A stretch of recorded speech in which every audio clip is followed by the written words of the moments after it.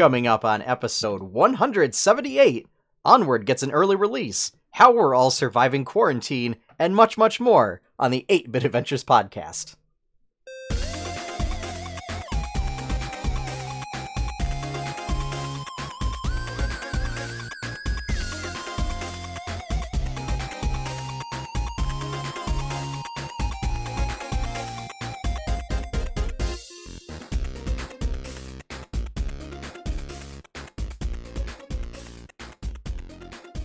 Hello, everyone!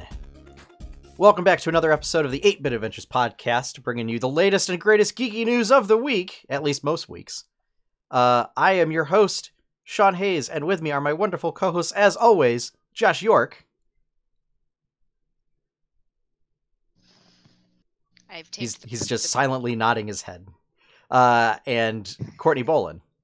Hi, everybody. I just finished duct taping my bedroom door shut so that the mouse would not come in and bother me now. I let Courtney have the gag intro this week. Yeah, sad thing is this isn't a gag. This is real life. I don't know. Most of my real life can be turned into gags, I feel like. Which is what I usually do for the Speedy and Monty comic. So, yeah, as I alluded to in the opening, there's not really a whole lot of news going on, folks, as far as pop culture and gaming news, aside from stuff getting pushed back or canceled or whatever. So, on the flip side, so Onward is kind of getting pulled from theaters early a little bit, because of basically like nothing's open, so rather than can't go and see it because places are shutting down. So what Disney opted to do was instead to pull it, and it was released today, or is being released today for digital purchase. So you should see it on services like Amazon Prime, and maybe iTunes. Do people buy TV shows and movies on iTunes anymore? You can. You have. I mean, I have a couple of series on iTunes. Like I have DuckTales on iTunes, which I'm like, you have the ability to still. But and then it's coming to Disney Plus on April 3rd. Yep. So, coming early. Also, Frozen 2 came much earlier. I think we talked about that. Yeah, we talked about that last week. It came out like 3 months ago. So, and I already watched it. Yeah. It's good. We're seeing that with a couple other film studios. Releasing stuff early. It's on Google Play. Onward. So, if you want to pay for it and actually quote unquote own it, because it's digital, being a digital release, like you still don't really technically own it, kind of a thing. You own a license to play it. You can pick it up now, or you can wait next week and watch it then on the old Disney Plus. Mm-hmm. So, as I talked about, when I went to go see it right before all of this, it's definitely a heart-wrenching story, especially if you've lost someone, at a young age, and so watch it with somebody you love is what I got, and don't forget to love each other.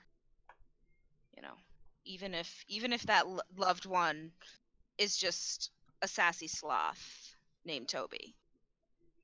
Okay. So you're saying watching it with, even if the person or thing is not a real life thing? Yes. Okay. Watch it with someone to a hand to in one. What if I really like myself? What if I really love myself? I think you will be okay to watch it by yourself, Josh. Josh, I think you will be okay. You will be okay. Mister, I don't get emotional at movies much. I think you'll be okay. Much. Yeah, I'm the girl that was. Yeah, no. I when I get to the end of Final Fantasy X, I'll get a little wet in the eye. I won't cry, but I'll get a little wet in the eye, I bet. You'll get a bit misty. Yeah. Yeah. Same as when that HD pack comes out for Final Fantasy VIII, but it'll be a different kind of misty-eyed and just Yeah, this is sublime. yeah, there's nothing sad in that game. Nothing's kind of ridiculous. That game is the 90s action movie of Final Fantasies. That's why I love it. Yep. And then CBS is apparently giving 1 month. So I'm trying to wrap my head around how this is actually working, but like they said it was like they're letting you watch Picard for free, like without requiring a subscription for all access, but like you actually still need a subscription for all access. So I think you're just getting like with a promo code, you're getting 1 month of all access free. They do a 1 month for free. Yeah. Yeah. Use code GIFT for 1 month free. Yeah. So, if you want, and I guess the series premiere comes out this week? For what? Picard. No, it's been out. No, it's been in out. January. It's almost this week's the last episode. I'm sorry, not the premiere, the finale. Yeah. That's what I'm thinking of. There we go. That's what I'm been thinking watching of. it by using means at my disposal. Yar! For audio listeners, we are covering one eye with our hand as if it were an eye patch, and then holding up a finger with the other one as if it were a hook. I like the show, but I know nothing like in depth or nuanced about Star Trek. So to me, it's a fun action show. But I know people who like The Next Generation like a lot are like, this isn't Star Trek. Like, what is this? Yeah, well, I mean, that's also the argument against like the JJ films as well. Yeah, and Discovery is that it's a lot more action oriented than Next Generation was. Which, of course, then the counter argument is like you can't really do a Star Trek movie the way that like Next Generation works as a TV show, because like people would just get bored. Like most audiences would just get bored and like not sit through 2 hours of it. I would argue that you could easily do like Deep Space Nine as a film. I don't know. So Deep Space Nine is kind of set like at the same time period as Next Generation. Like Worf basically shows up in like the latter half of the series. But because Deep Space Nine is focusing on a space station, it focuses more on like the day-to-day lives of people on the station and like the interpersonal dramas and conflicts. It's also sort of in the midst of like kind of I don't know if it's a Cold War or if it's just like a recently liberated planet from the Cardassians. So there's a lot of like interplay with like Cardassian politics and intrigue and everything. I can't. I know. I can't either. It's just whenever I know that's a race. I know that's an alien race in Star Trek. Yes, it is. But it just makes me kind of giggle. It's too close. It's so close. This one, here's a basic synopsis of what Picard's about. Picard, he's retired, living in his vineyard in France. But like there's help, you're our only hope. Kind of there's like synthetic beings destroyed Mars or something, and they were banned 15 years ago.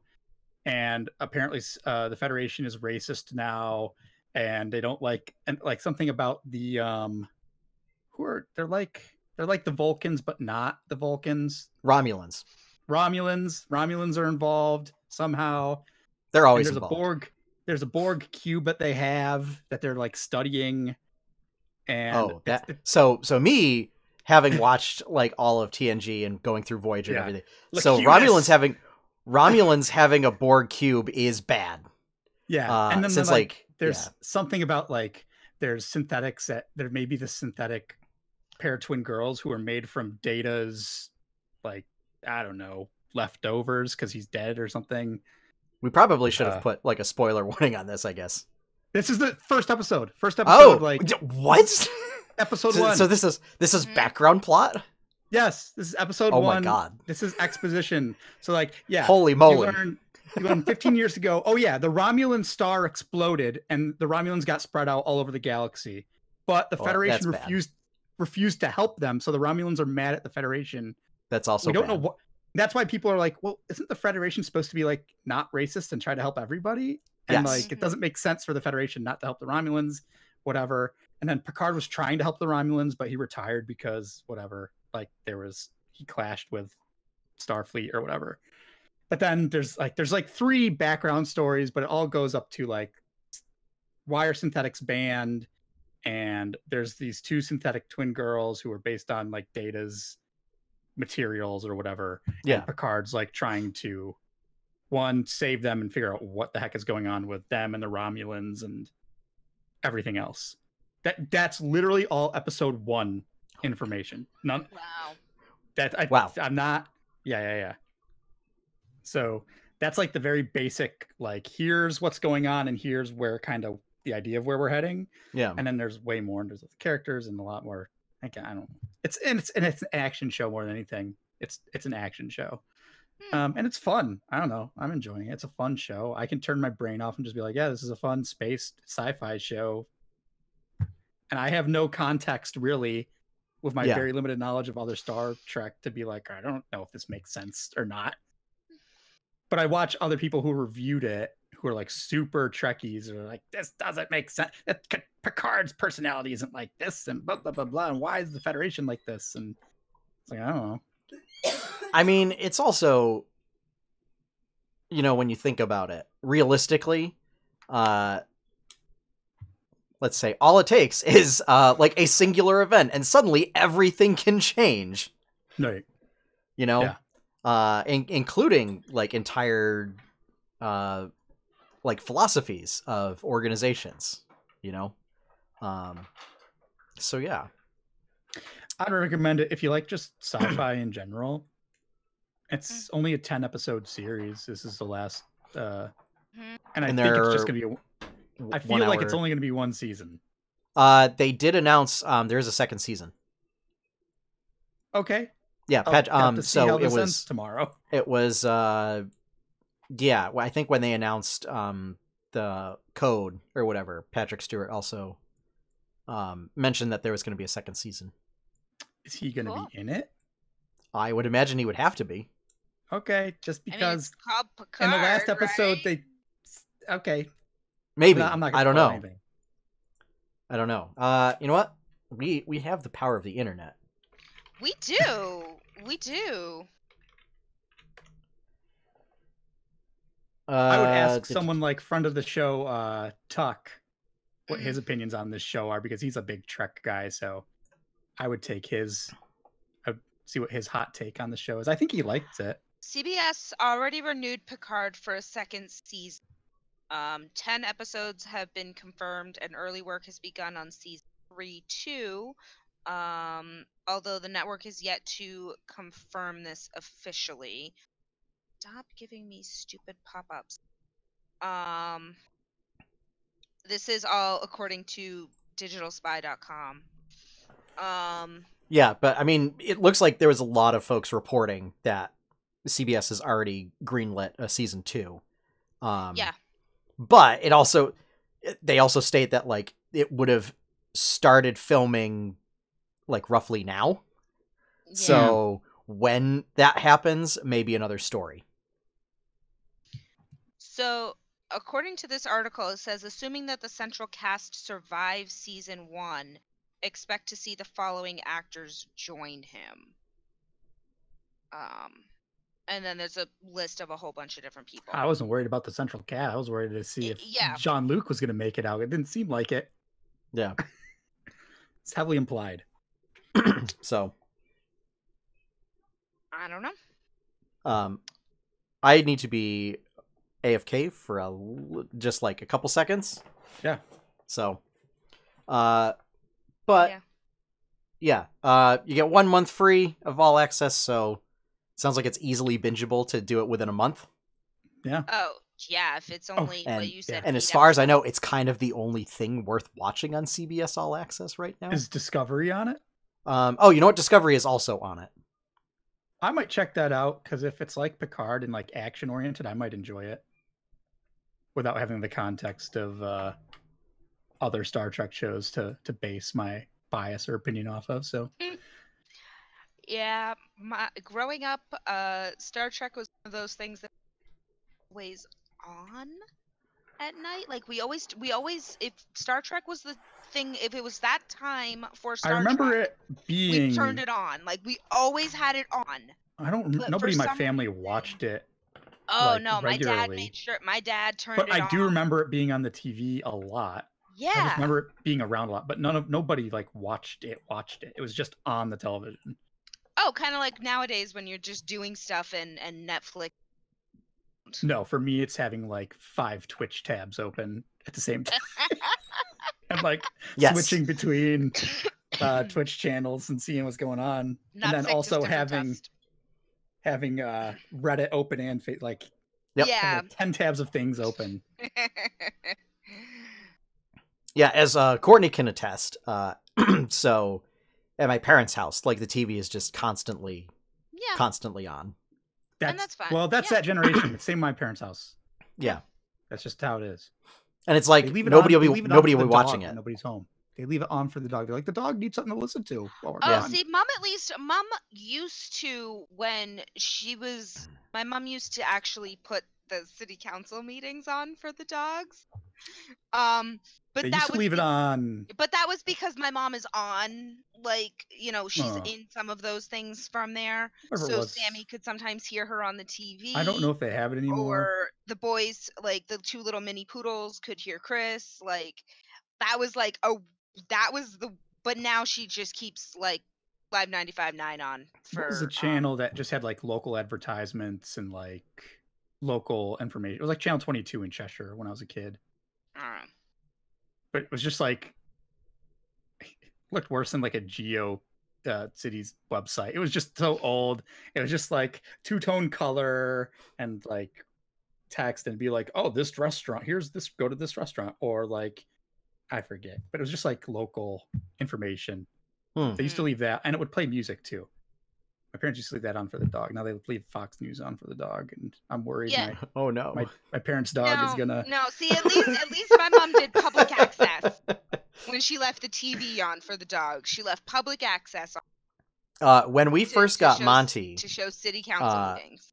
when we first got Monty, I was leaving the TV on for him because like we were just trying everything to just try and like get his separation anxiety a little bit under control.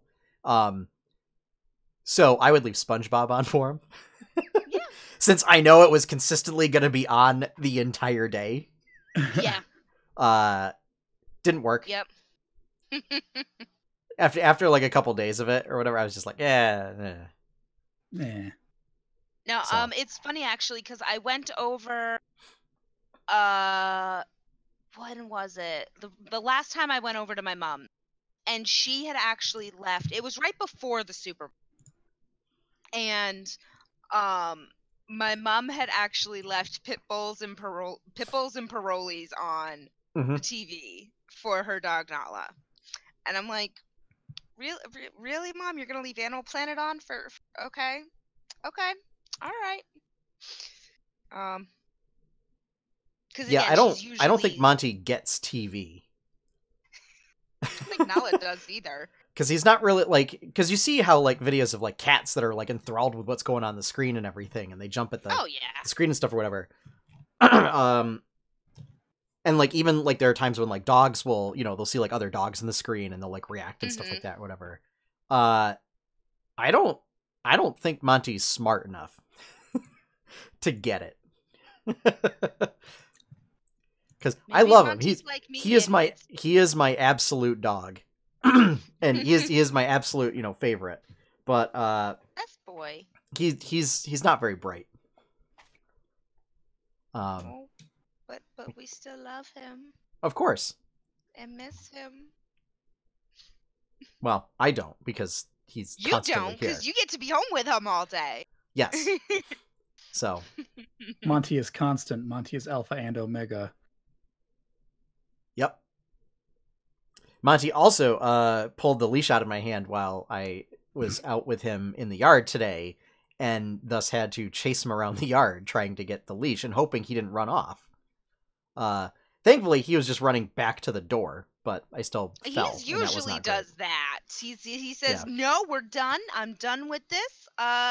We're good." Yeah. Welcome to Dog Talk, folks. Mm, um. you say that like it's a bad thing. Well,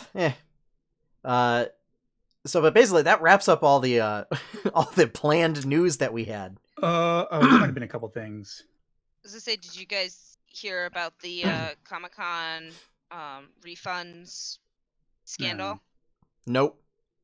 Yeah, the convention that's supposed to be in Boston, late April, early May, something around there. They canceled because It's Governor not Baker. it's not Anime Boston, is it? No, Anime Boston is Easter weekend. Okay. Is always has been, yes. Well, it would be Easter weekend.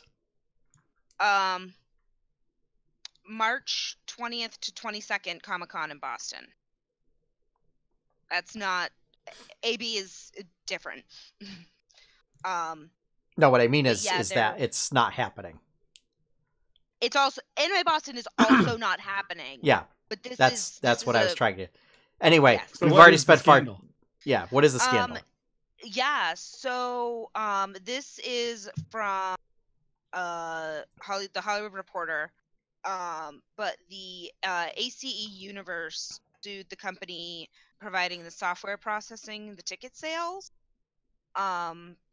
for the convention because they're not giving the people their actual refunds now. Because there's um goodness, words, I have them, I swear. Do you? I don't think Mosting. you do. Yeah. But yeah, they aren't there's different stuff in their clauses that they're having to try and figure out, but they're saying that, the parties have all agreed that all customers would receive a full refund within 30 days of their notice that it is being the convention was being shut down, and they are not fulfilling that now. And they're actually, Grotix is the corporate company that was handling the selling of everything. So they're the people that have the right now. And they're saying that they're not only withholding the money that was transferred to them for refunds, but they're also demanding more money from ACE in regards to their own fees. So they're saying, even though this thing got shut down, we're still charging you, and we're still not giving anybody their money back yet. So yeah, this is. Well, it sounds like it's the payment processor then. It's like messy. It's the ticketing agency and not necessarily the convention itself. No, it's most the ticketing. From what I've been able to gather from the story, ACE is the ACE Northeast is the people that are running the Comic-Con. Yeah. And yeah, it's the Grotix is the ticketing service. Yeah.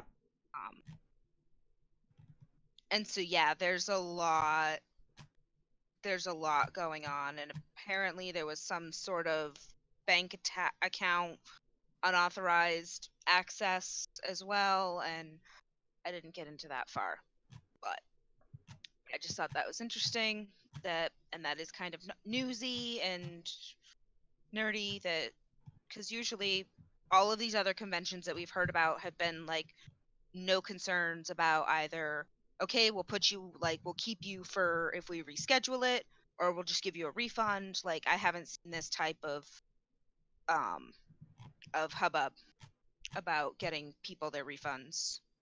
I mean, So. I don't know. I see a lot of convention mismanagement. And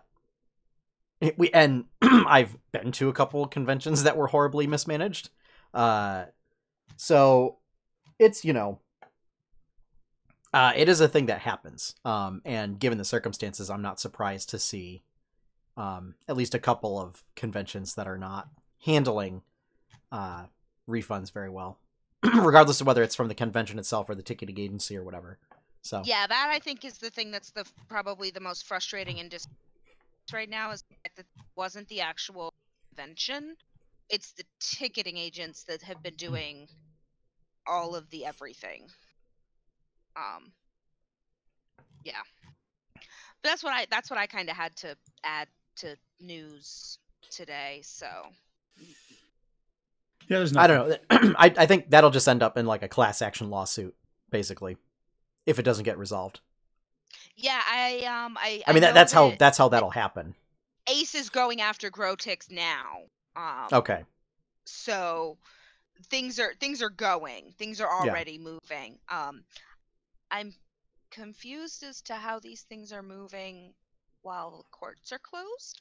I mean, they're not moving. Yeah, but this has been like well, it's made. Well, it's moving via attorneys calling attorneys. Is how that works. It's moving to someone's desk and stopping. Yeah. But so I'm Heather notes. yeah. The only thing you can't get a Switch, it seems. They're like sold out. Yeah, that was something that I saw recently, that getting a Switch in the States is hard right now. Ring Fit Adventure also just like sold out everywhere. The theory behind it being like they were already kind of like dwindling on supplies prior to this. Gyms are closed. And yeah, now that gyms are closed, people may have been like buying that to prep and being like, well, if I got to exercise at home and I have a Switch, I might as well pick this up and and might as well like get some enjoyment out of it. And let's put it this way, it's a lot less expensive than Peloton. That whole thing. Pelotons are kind of rad though. I mean, it's an interesting concept, but like it's what do you mean concept, I have to buy the equipment and then Right, also it's pay not a subscription and then also pay for another thing. When like for that, or you just pay the $20 a month and go to the gym for if all you're getting is an exercise bike. Ooh, man, I really wish I knew how to develop software. I just had a great VR idea. Mm-hmm. What, make somebody look like they're at the gym? No, you like do a VR game on a stationary bike. Yeah. That would be easy. Yeah. I feel like. Yeah. I just know nothing about software development. Yeah. Make it an on-rails shooter. That's why I need to be a producer. I'm an ideas guy. I'm not a I'm not a hard skills guy. I'm an ideas guy. My goodness. So if you'll forgive me, I have my fill of I'm just an ideas person with people in my regular day job, and like all they want to do is come up with ideas, and then they have no idea on the effort that it actually gets made into it. And it's like, well, we can't do that, and here are the reasons why. And then I get labeled difficult. That's just the punchline to that joke. Yeah, that's the rough part, is because like you have good ideas, and good ideas that just get dismissed, and it makes me sad. But I will say, doing a VR game, essentially, doing a VR game with some sort of exercise bike type thing, especially since like you wouldn't even need like specifically an exercise bike. But just like, because when I was growing up, we used to have, my dad had a bunch of like mountain bikes and everything. And rather than buying an exercise you get those bike, stationary things you hook it up to. I have one of those stationary things. Yeah, it was basically like a little tripod like thing. Yep. That you just hooked up to the back wheel. Just hooked up to the back wheel, yeah. I mean, it would just prop the back wheel up. That's all it did. Yeah. So that it was off the ground. Yeah. And it did that. Yeah. That could work. I'm still waiting for somebody to come out with like one of those weird like 8-directional trackpads or whatever like they had in Ready Player One. So many people are gonna fall on their faces when those come out. Like there's gonna be so many injuries because of those. Oh yeah. Look at how many injuries hoverboards have made. Hey, Half-Life Alyx came out this past week. Half-Life 3. Oh, you mean Half-Life 3? Yeah. That's totally not Half-Life 3. Speaking of VR. Yes.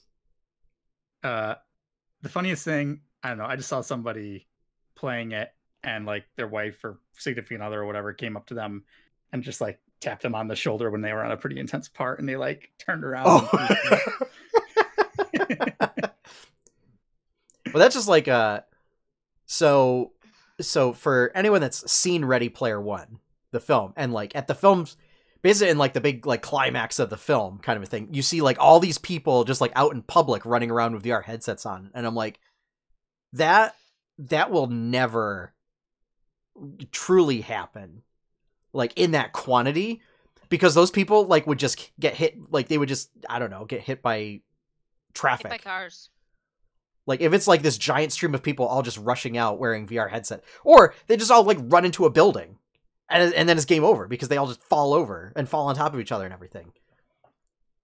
Unless it's augmented reality, but that's not how that system works. That was one of the things where I was just like, this would not happen. That was my other idea. It probably already exists, but augmented reality GPS display on car windshields. Rather than like a little screen, like your whole windshield, like you see the directions on the actual road through your windshield through AR. Yeah, because they have projections of like your speedometer and stuff on a lot of modern windshields. So yeah, I was like, oh, you could probably do that somehow, like have a full GPS display on your windshield. That'd be rad. So when we were down at Disney, I was thinking it would be cool, right? And this is where like Google Glass kind of failed. But like, if it really wanted to take off, you have essentially, the glasses or whatever, and like, just a mini map. Pardon the pun. Great. But like, like having a little mini map of, this is where you are roughly, and like it does, maybe a little Google Maps thing or whatever. But then like it can also sync up, like I don't know if you have like friend tags or something or whatever, and that way, you can see like. Anymore. Yeah, so you wouldn't get lost. You can tell exactly where everybody is. So like when Courtney's off doing pins, you could say, she's still chilling in Frontier. Or like, you have your glasses, and wait, when you start off all in the group together, you're like, okay, everybody sync up, and you tap your little like sync up button, like a Wii controller or whatever would, to sync up together. Well, and here's the thing. I'm just thinking, or you just have tags or friends or whatever. Well, I'm just thinking, like, just location tags. Here's the thing. Like, it should not be difficult to do this, like, that portion of that stuff. Snapchat that did the... Since every video game seems to be able to do that. Like, World of Warcraft has been doing this since 2004. Like, it's just a party invite. But and Sean, the moment... even if you bring that into real world, it didn't, like, Snapchat do something like that, where you can, like... I don't know, Snapchat's stupid. I'm too old for Snapchat, I don't know. One of these apps, I remember there was memes about it for a long time, or it felt like forever, where you could like zoom in into like your map and like you could see like, like Jimmy's at his house, Johnny's at his house, and Susie's over at Corey's. Wait, why are they over there together? Like you could see where people Susie's were at like Corey's house. I don't remember ever hearing this functionality for Snapchat or I don't know if it was Snapchat. It was some sort of GPS, social device. GPS. It was some sort of social media thing. I have to look. Was it? I guarantee it's on the back end of every app you use. Oh, 100%. GPS. Yeah. 100%. Absolutely. And also, especially everyone that asks you, can we use your GPS? Yes. And believe me, that data is being tracked and recorded because I work in advertising. 100%. Snap Map, I was right. Back in 2017, Snapchat had a new map feature where you could see where people were and where they were sending snaps from. Okay. I mean, it was none of the tech stuff that I follow talked about this. So it seems like it kind of came and went. It I did. vaguely But remember. but I'm just saying, like, but- I've seen the technology exist, is what I'm saying. Like, so. But the thing that I was saying, the point that I was trying to get to was, at least video game companies, particularly MMOs, have been doing this for decades now. So it and also would not the be that situation difficult. you gave makes more sense in a theme park. It makes sense in that context. Yeah. Rather So than it's just like your everyday life. You don't need to know where the hell everybody is. a right? specific delineated thing, you know? Right. Yeah. Yeah. But I mean, you know, but like that technology also exists, right? Like that's just a GPS. Okay, so Heather in the chat pointed out, it wasn't just your friends either. It was discussed in my teacher circles because of kids being followed by strangers. Oh. So stranger danger, strangers were using it to get the location of where kids were that were on Snapchat. Because like they're not supposed to be on Snapchat, but you know that they're on Snapchat because Yeah. 50% of my job as dean of students was dealing with stuff that happened outside of school on Snapchat and Instagram the next day. Yep. Easily. Yeah. But the point being, back to the original point, is like, yeah, even like a party system so that like, you know, like maybe you can set it up so that it's like your friends. But what I was thinking of was like, you essentially group up and you invite people to your party then it shows up as dots. This should be a no-brainer and so easy for Disney. They have Disney money. They own everything in the world, pretty much. Every IP in the world. Yeah. And they build like realistic flippin' animatronic beings for their rides. Fine. Easy. Even the birds are pretty good. So this is something that they could do with their magic band. Here's the interesting thing though with Disney. Disney has piles upon piles of money.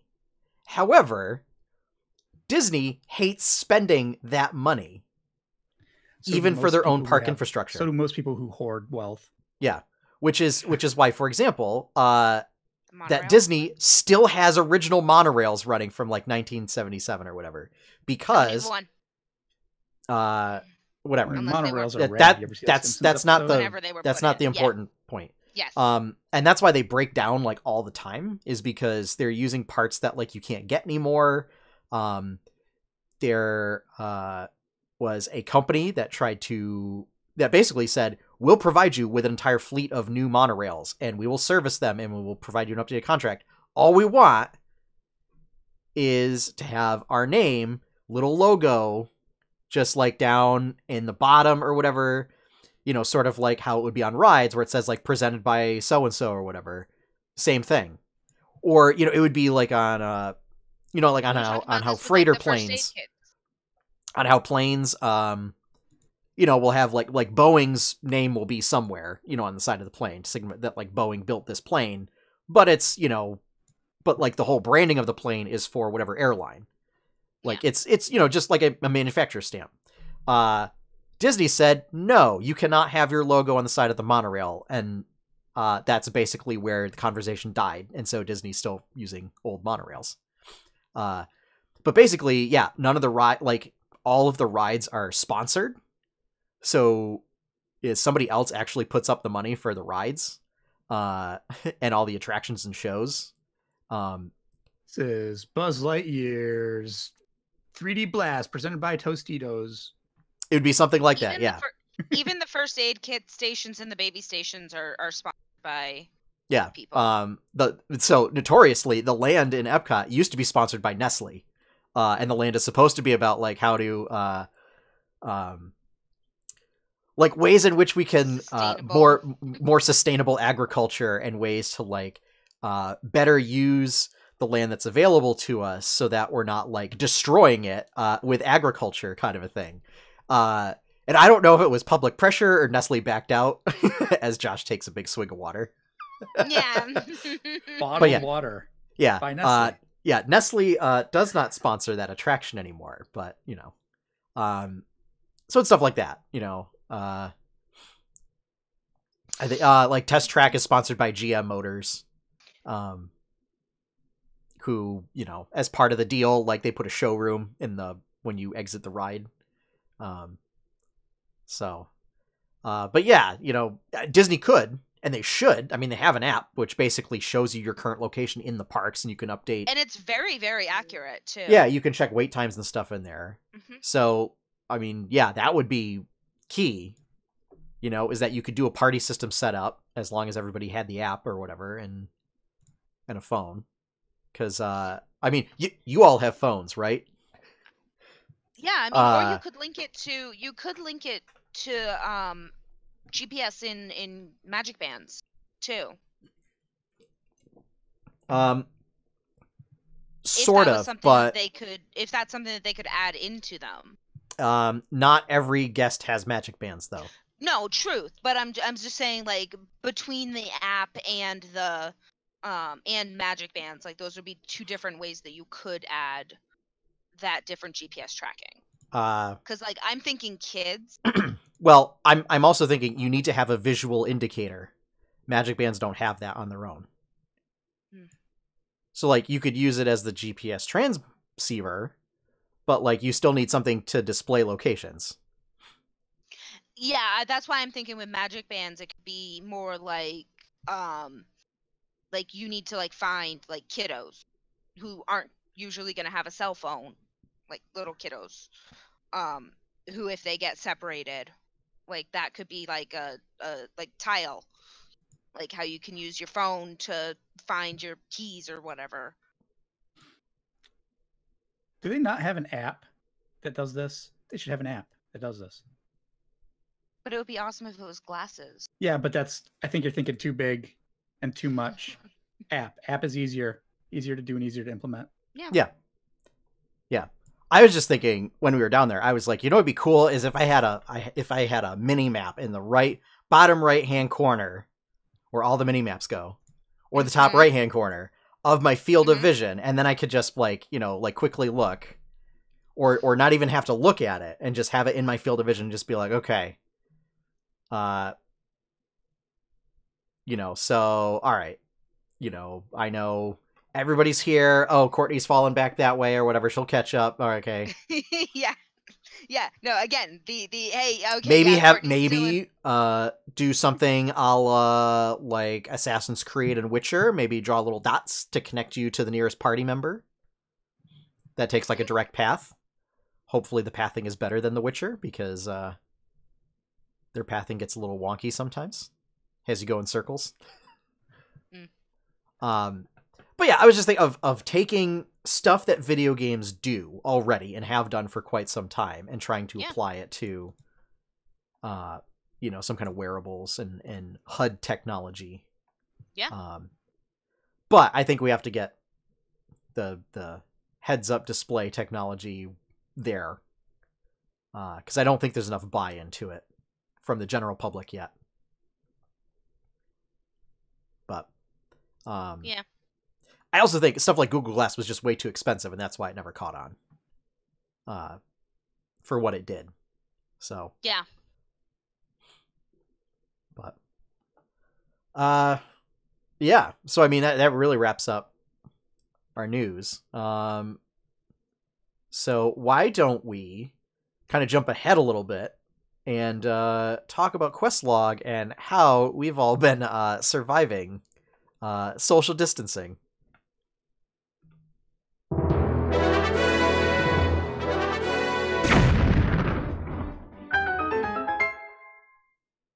So I say this because, like, realistically, we've all just been kind of doing the same stuff that we've been doing, just more of it. Yeah. Pretty much. Yeah. Stardew, work, sleep. Stardew, work, sleep. Well, but specifically the Stardew portion. Because, like, yes, the Stardew portion. The work and the sleep, like, that's not particularly geeky. So I mean, you're a mono gamer. You just play one game, and that's Stardew. I'm trying to I only have 10 more Pepper Rexes to defeat. 10 more pepperonis, and it's done. And then 10 more pepperonis, and then you get your pizza. Yeah. And then once I defeat those 10 Pepper Rexes, then I will have completed all of the monster eradication goals, and I just need to farm and get my 10 mil so I can get my clock, so I have no more debris in my farm, and then I'm good. So Courtney, what happens when you finally get this clock? Is that just it? Do you have no goals left then? I'm sure I will think of more goals. What happens if you run out of goals? It's like when you get all the gear in Warcraft for a tier, and like you do the and like. Sean, do you want to know how many hours I have in this? I'm gonna guess that it still doesn't compare to the amount of hours that the Animal Crossing grandma has in New Leaf. I'm sure. Because the answer to that question is 3,500 hours. That's a lot of playtime for those of you keeping track at home. Oh man, I wish there was a way to see when I'm already in game. I don't know. You can't. You have to exit the game. So it's on Switch, right? That's only 145 and some change days. I have way more time of that in World of Warcraft. Oh, you. But that's the thing. Because you can see how much I've played. So that's the thing, though, Josh. That's World of Warcraft. That's easy to sink that much time into that because there's constantly updating goals. There's a lot of Animal Crossing is kind of like Stardew, where like you have to set up goals for yourself and find your own way to do stuff or whatever. But basically, and actually, this is a little bit of news. So apparently, because she was so prolific in the amount of time that she played and everything, she became a little bit of a little Nintendo celebrity, and so Nintendo actually put a character in New Horizons named after her. So that was pretty cool. Yeah. Yeah, on my main farm. Yeah. I have 345 hours. On my Critical Role farm, I have about 60 hours. So that's still almost as much time as I sank into Skyrim on Steam. So I have about 400 hours in total, only. Okay. And I'm in year 12 of my main game on Stardew. So I mean that's like half a game of Civ 5. Yeah. Yeah. Oh yeah, no, I don't know when this is gonna end. This might end. Those when are rookie Courtney numbers. Get those numbers actually, I know what I'm gonna do after I get the clock.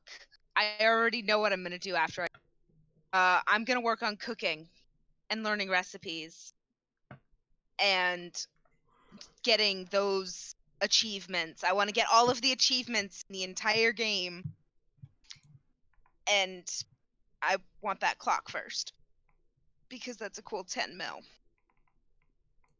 But yeah. But no, I have 10 Pepper Rexes left and about a mil left to earn. But it just turned into fall, so I'm gonna start just going hog with the beats. So yeah, because fall is when I actually make money.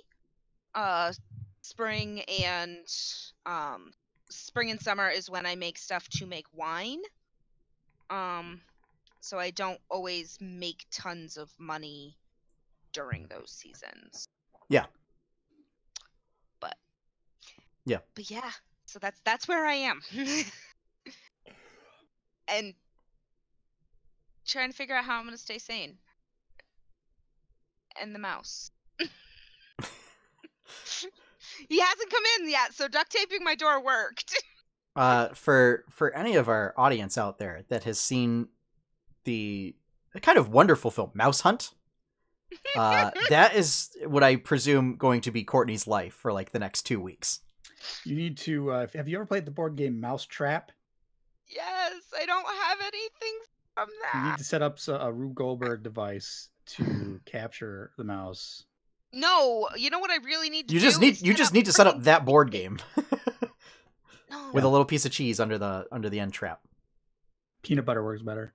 I was gonna say, I'm not gonna lie, I have peanut butter in a little bowl that I've got ready butter. to pull if he went up to it. Yeah, no.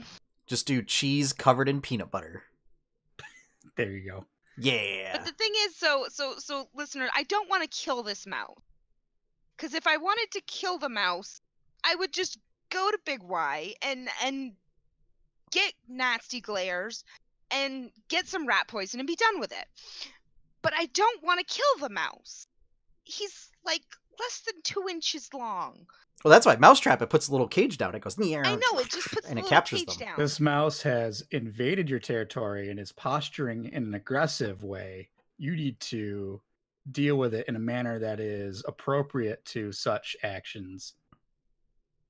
But it's Not only to punish the mouse, but to send a message to all other mice who might be persuaded to act in such a manner towards you in your sovereign state of your bedroom. Yeah, but no, because I'm not a heartless person, and the mouse isn't damaging anything. It's cold outside and he's scared. And so I don't blame the mouse, but I don't want the mouse to be in my room anymore. But that's why I won't just go and buy a trap, because I'm not a heartless monster that just wants to kill. You can get a, like, they still live trap. Have a heart. Yeah. Yeah. The little, yeah. They Live is the movie with Roddy Piper, and he puts on the sunglasses and sees weird things like ghouls, I think. Sorry. Oh, you know what? Tangent. Actually, this could lead us into a tangent onto another topic. Okay, they're only like $10 at Home Depot. I will go and get some. Actually, no, even better, I will and drop it off at my porch. Yeah. So I'll go next. I've been playing a lot of Animal Crossing. Mm-hmm. But Josh, I thought so I did this for you. Was so like when you I think it's when you build the store. So like you can build basically Nook's Cranny, which is the name of the shop, and like the name of the original shop in Animal Crossing for the GameCube. It was the first little Tom Nook shop. So they recreate it on the island, and when you open it, you have like a little commencement ceremony to celebrate the opening for it or whatever. And they ask you to say a few words at the ceremony kind of thing, and it gives you 3 dialogue options.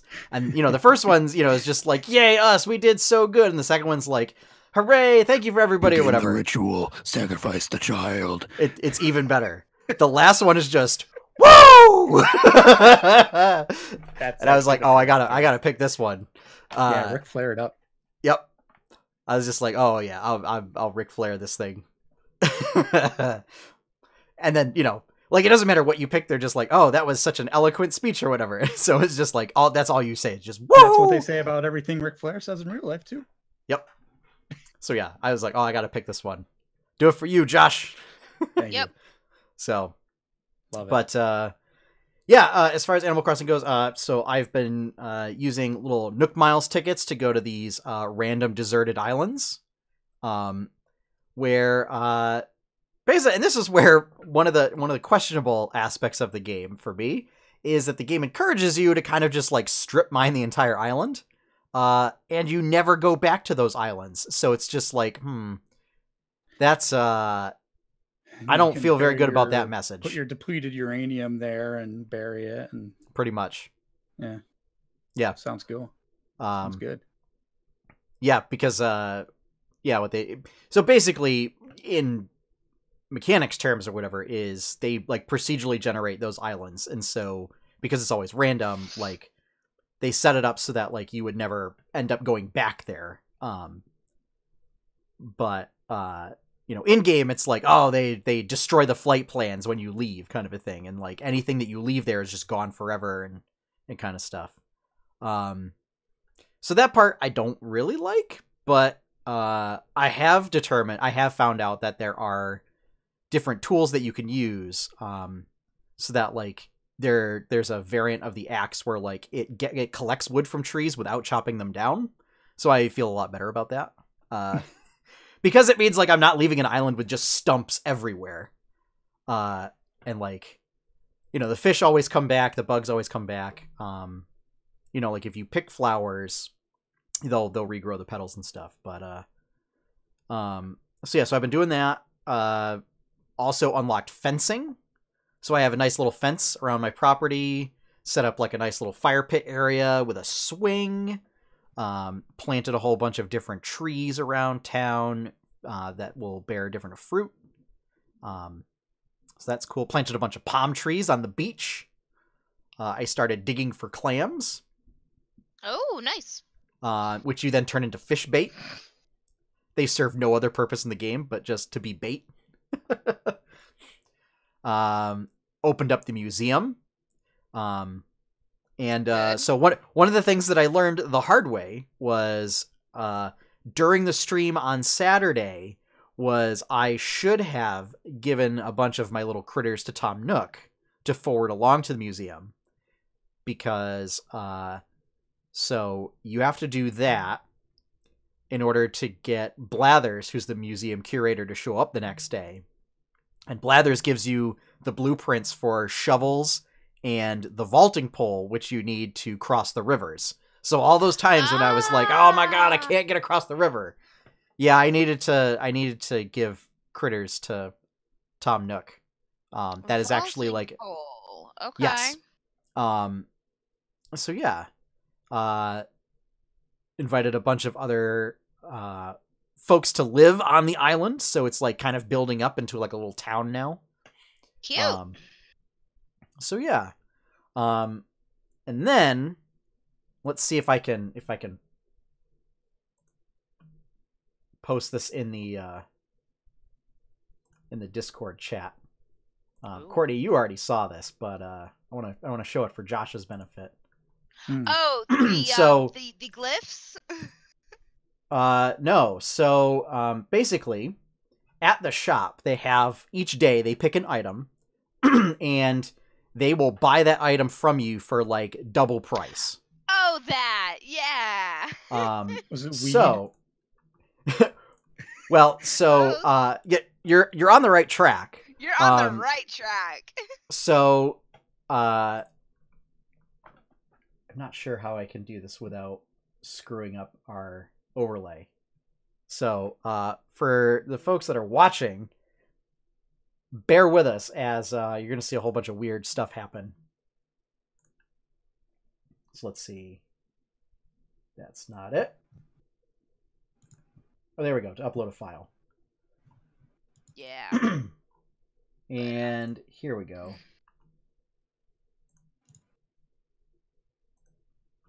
Yep. Yes. Yep. Yep. So Yep. the hot was item like- of that day is there's like big clay pots that you can create, That's right? Pot's the hot item every day. But it's just literally Yeah, called it is. pot. And so it's like today's hot item is pot. And they're Yep. it's like Red. inquire inside for additional information. And I'm just like, oh, this is great. Hmm. That's too funny. Just the way that worked out. They read my mind. Very progressive Yeah. island you're living on. I like it. Mhm. You know, it's kind of like I'm basically in charge. Like Tom Nook basically is like, oh hey, like we got a bunch of people that want to live here I'm and in everything. charge without so like, any of the responsibility. It's beautiful. kind of. Kinda. Yeah. So I fully expect that like when you further develop things or whatever is like like it's either Isabel becomes mayor or like you become mayor again. Like you were Isabel. in City Folk, I think, is when you were the mayor of the town. New Leaf as well. Oh, a New Leaf as well? Okay. Yep. So, yeah. So yeah, I got all sorts of cool stuff. Made a cutting board, Cool. which is a required item to make like a little kitchenette area. That's cool. In my house, I have a podcasting setup. It includes a mixing board. There's a microphone on little desks and stuff. And sadly, I haven't found a computer yet in game. So it's just to stream Switch games because I have a Nintendo Switch. Yes, because you got a Nintendo Switch. Yes. Yeah, it's like basically a bonus that you get from Nintendo. So yeah. Mhm. Sadly, they discontinued the practice of So it used to be in old Animal Crossing games. You could get basically an NES as an item to put in your house. And then you could also get game cartridges that you could then load into your NES and then load up a game. And you would be able to play that game. So Animal Crossing for the GameCube had an NES emulator built into it that you could then play certain specific games that were built into that game. Yeah. But I think hackers were able to like essentially jailbreak the game and use it to load other NES games. I remember Donkey Kong being one of them, being one of the games that you could play. I think Super Mario Brothers was another one. And yeah, it was pretty basic, but yeah, it was still cool. Like it was playing a game within a game, which was neat. That's cool. Yeah. And then also trying to finish up Witcher 3. I think I'm super close. I think I have like 2 quests left, and they're the main story quests for Blood and Wine. Yeah, let me tell you, just like the main campaign, Blood and Wine, man, like once you get to the very end, everything gets turned on its head, and you find out not everything is as nice and sunny and colorful as it seems in Toussaint. Toussaint. Which yeah, and then you find out all these honorable knights and everything. Maybe honorable to a fault. In that like every lawful good ever. I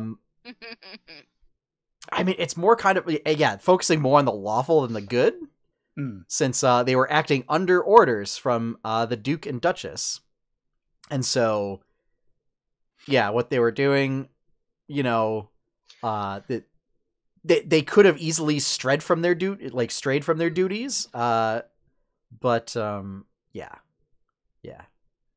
So, and then you also find out the Vampires maybe not so terrible after all, but some of them totally are. But yeah, it's kind of got a weird. It's a weird spin on it, because like it's also a lot of these attacks happen like during the daylight hours. Apparently, yeah, Witcher vampires don't care about daylight. Okay. Which is just weird. They're all blade. Kinda. Also, there's a lot of like, so they break it down between there's higher vampires and lesser vampires. So higher vampires are like what we think of vampires, where they like turn into mist and they can control bats and turn into bats and stuff like that. You know, they drink blood and they are super strong and they're like basically invincible. Like they're also immune to, you know, all the like folk stuff doesn't work on them. You find out the only way to like truly kill a higher vampire is to have another higher vampire kill them. There's also lesser vampires, which almost all of them are just like weird bat humanoids, and it's like, I guess it qualifies, but like it seems like the only relation they have is that they drink blood and have some resemblance to bats. But yeah, they're just weird.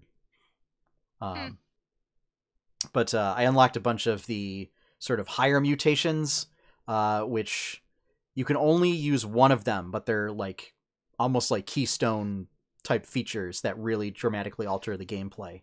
So I decided to be funny and pick the one that so Geralt normally has a crossbow that deals like a nominal amount of damage. It's like little tiny amounts and it's really meant to like shoot stuff underwater and maybe do some weird effects at enemies at range. But it's, you know, your primary thing is you're supposed to fight with your sword. Well, this mutation basically ups the damage of your crossbow to be equivalent to that of your swords. Also, your crossbow bolts pierce through enemies and also cause knockdown and stun effects. All at the same time. So now I'm just like, oh, well, I did that and then reallocated all my stat points to be like, basically, I'm just going to focus on ranged combat now. So like, I can shoot twice, my crossbows do more damage, I get, you know, stun effects, increase crit chance, I can slow time while aiming and all that stuff. So now I just, Geralt just runs around and pop enemies. double taps enemies with a crossbow. And I'm like, what are swords? How do they work? It's like the only time that I need to use swords are basically on panthers. Because panthers are weird and they have weird attack patterns and just like roll into range. So yeah. Otherwise, like, yeah, I've just been cheesing my way through boss fights. Now it's just like, oh, because like it knocks it down every time. So it's just like, oh, so, knock down with first bolt. Then I have another one immediately queued up to just knock it down a second time. And I just rinse and repeat. It's comical. Which is how I think high-level Witcher should be played. So, but yeah. Also, it's really making me want to go through the Netflix series again. I've been thinking about wanting to rewatch. Witcher as well. Yeah. Just 'cause it was good. And then especially with the Toussaint storyline, Castlevania as well. Yes, season 3 of that launched, and I have a friend that was watching it the other night, and I was like, dude, you gotta stop telling me, because I do plan on watching this one. Yeah. And I actually gotta, like, restart, too, because that's something that I'll pay attention to it when I'm watching it, and enjoy it.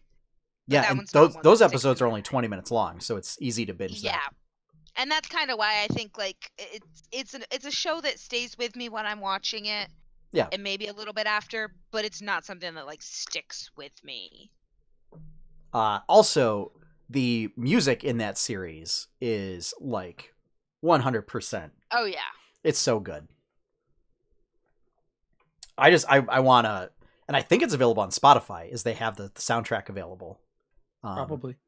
I know, also, for Castlevania. I mean, we can see this. Yeah. No, I believe it's available on Spotify. I also know Capcom did, like, a Castlevania album.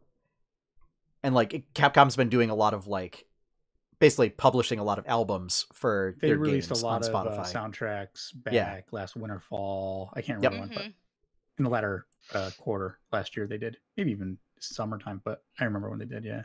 Yeah. Yeah. Yeah.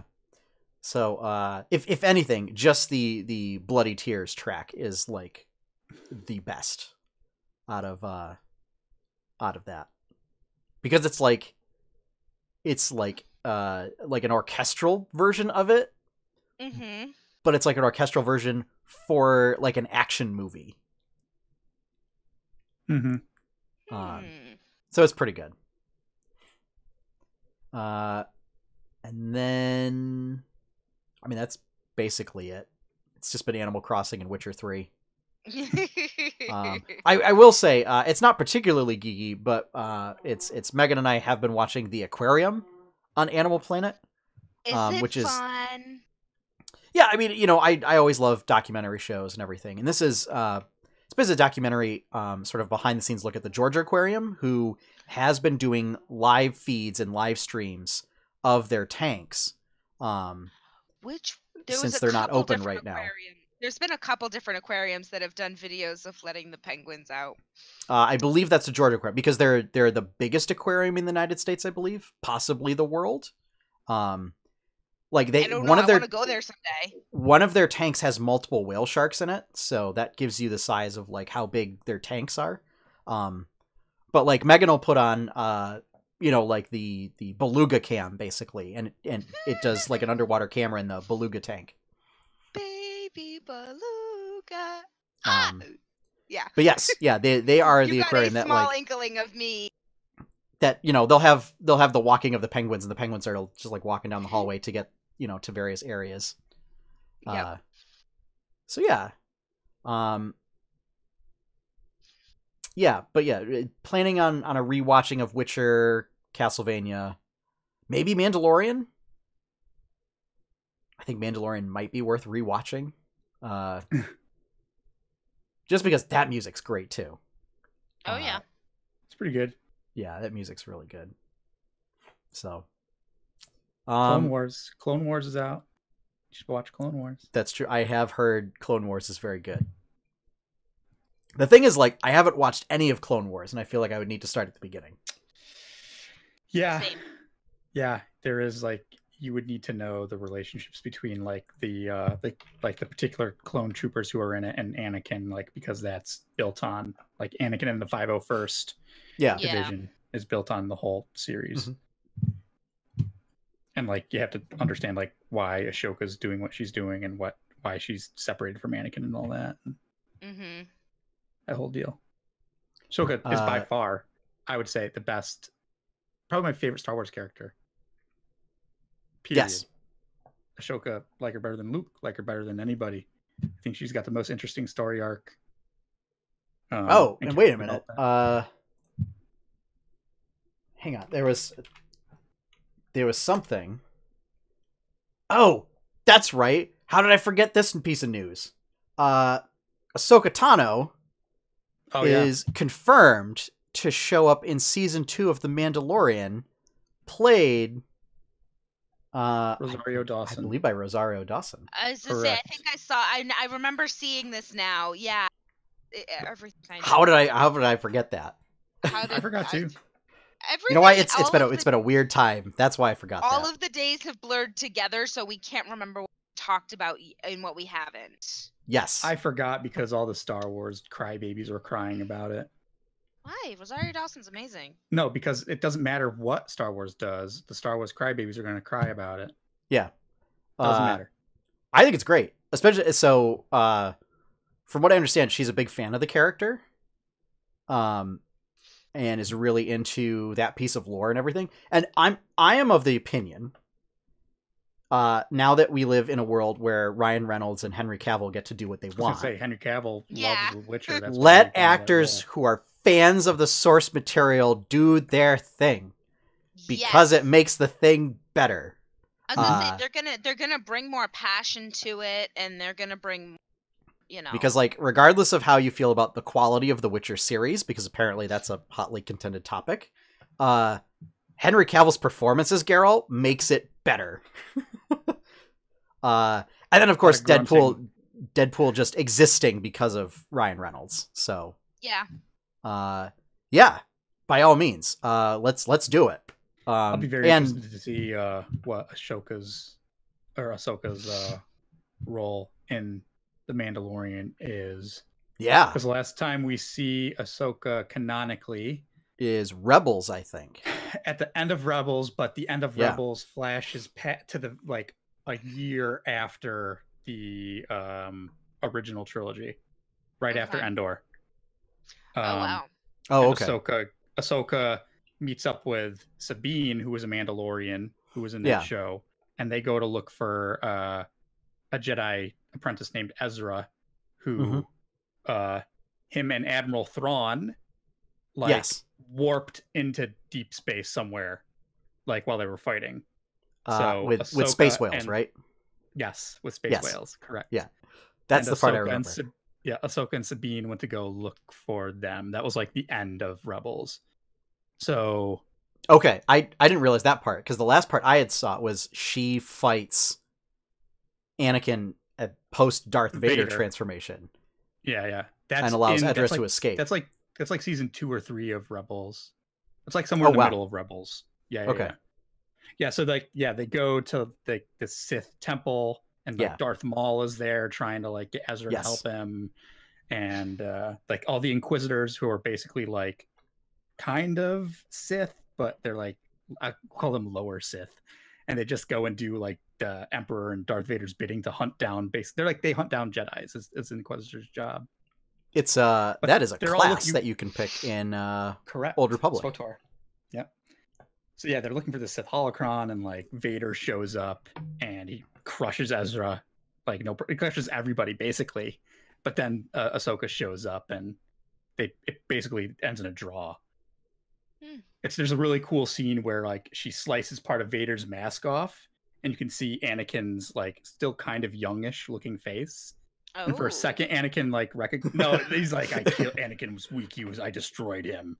it's like, oh, Yeah. you're next or something. It was really cool. Yeah. That just Ahsoka's whole arc, her and Anakin's relationship is great. Ahsoka went from being a hated added character to Star Wars canon to being like everybody's favorite. She's so good. Yep. And real quick, I'll do my quest log. Yeah. Been playing Final Fantasy X still. Just I saw you were playing a little bit today. every day I'm streaming Final Fantasy X. A little bit here, a little bit there. Yeah. Oh yeah, I wasn't fully conscious. Just stream yet. every day. It's a grind. Just grind every day. Yeah. So Final Fantasy X is fun. The more and more I play that, the more I think it actually might be the best Final Fantasy game. I think it has the most coherent and cohesive story of all of them that I've played. And my favorite goes back and forth for different reasons. Sometimes I like 8, and I know it's a highly flawed game, but I think 10 just does the nicest job of building up your core party and like understanding getting the dynamics between all those characters right and developing their relationships. Yeah. And like it does an actual good job at developing a romantic relationship between Tidus and Yuna, whereas Squall and Rhino's in 8 is not great. But like this does a really good job because they're just like two awkward, dorky people around each other, and they build on that the whole way through. And it's it's like there's awkward and cringe moments, but they're meant to be like the Tidus laugh, the ha ha ha, like that's meant to be cringe. It's meant to be like an awkward, dorky moment. So things like that. It's really good. Or in its world. Oh yes. Because it's like one of the big themes of this game is just death and acceptance of death and acceptance of sacrificing for the greater good. And like, so spoiler on a 20-year-old game, a summoner goes to fight this giant monster called Sin that keeps getting reborn over and over again. But when a summoner does it, they kill themselves to like summon the final summoning to beat Sin, but Sin still gets reborn like a few years later anyway. And this just keeps happening over and over again. So like you go protect the summoner, but Tidus doesn't know, like for most of the game up until recently, that was the deal. So it's like, yeah, we're going to go and do this, and I'm going to help you get to where you got to go. And then everyone tells him like, yeah, she's going to die when we get to the end. And he's just like, wait, what? Nani? Why? Yeah, why didn't anybody exactly, tell me this and just let me like... You let me be all like happy puppy about this, and... But that's what's great about it. It does a really good job of like, even though it's stuff through acting way better than those games could have through just dialogue, and the writing is just better. Period. Yeah. But yeah, that game's great. I'm going to keep playing it. I was going to say, has John DiMaggio hear Waka talk? I hear it. I'm like, that is him. I hear it. It's just he's putting on an Islander accent. And also tidbit: Tidus's voice actor does Obi-Wan Kenobi in Clone Wars. Oh, that's which is two. That's a pretty good range too, because those are very different voices. Very. Yeah, I mean, this is a 20-year-old game. Marvel Ultimate Alliance 3, which I bought last summer because I never completed it. And I was like, that game was really fun, and it's just a hack and slash beat 'em up, fun game where I don't have to think too hard. And I started playing. I was like, oh man, I really did like this game a lot. And they've been putting out updates to it pretty consistently. They put out like 2 expansions. One was like the Punisher and like Blade and a couple others that came out a few months after. And I did an X-Men one with like Cyclops and Iceman and Gambit, and I think Phoenix was in it. And then there's one coming out this Friday with a Fantastic Four too. And each one of those not only adds new characters, adds like all new like content and things to do. So and ups the level cap. So like I did a $20 season pass where you get everything. Yeah, I remember there was a season pass for it. You get the 3 expansions that have come out. Well, the 2 that come out and the one that comes out on Friday. That's a lot of content for $20. I think that's pretty fair. Yeah, I kind of like that season pass model. I know, like Breath of the Wild did it. Marvel Ultimate Alliance did it. I'm trying to think of what else did that. Oh, Fire Emblem. I mean, Pokemon's gonna be doing it. That's ish. Well, Borderlands 2 did that back, and I'm assuming 3 did it as well. I have yet to still play 3. I'm waiting for my group of people, and not just like teeny weeny updates. We're talking like full on expansions and tons of content. Or that's a pretty good model, I think, if you can swing it. Like that's the way to go. Here's a philosophical question for the Warcraft players in the room. So let's say I'm just we gonna- had I'm the just gonna force that we all had the. go. I mean, this isn't super technical, Courtney, but let's say Yeah. let's all go back to the heady days of 2004, right? But with the knowledge that we know now of like 2004, I was playing EverQuest 2 instead of Warcraft. Got it. But basically, here's the thought of or any MMO really that has a number of expansions. Obviously, MMO expansions, an individual expansion is a lot more than like a DLC for a console game. Oh yeah. But let's say that Warcraft did a season pass for like $120, but you get every future expansion as part of that season pass for free. Lord of the Rings Online did that back in the day, where you could buy. That's a case where if I thought the game was gonna last, obviously that would be the case, especially with an MMO, because you never know. Like they may fizzle out after a month, kind of a thing. Yes. Even like big one, like if you remember one called WildStar that came out a few years ago, which was developed by a lot of the original WoW team and EverQuest team. Actually, there's a lot of hype surrounding that game. I played it for a little bit, and it was actually really fun. So the friends of mine that played, their friends and like a lot of the people they know and their guilds and everything, people would get up to the point where they would get housing, and like that's where they would stop, because then I went to like my house once, and I was like, this is dumb. I want to go do raids. Because then they shifted focus from like actually playing and adventuring or prices. It's crazy. Yeah, but I think that's an interesting way to do it. Wek Fu, which is an MMO by Square Enix, it's like some kind of partnership they did or whatever. It kind of did the same thing where like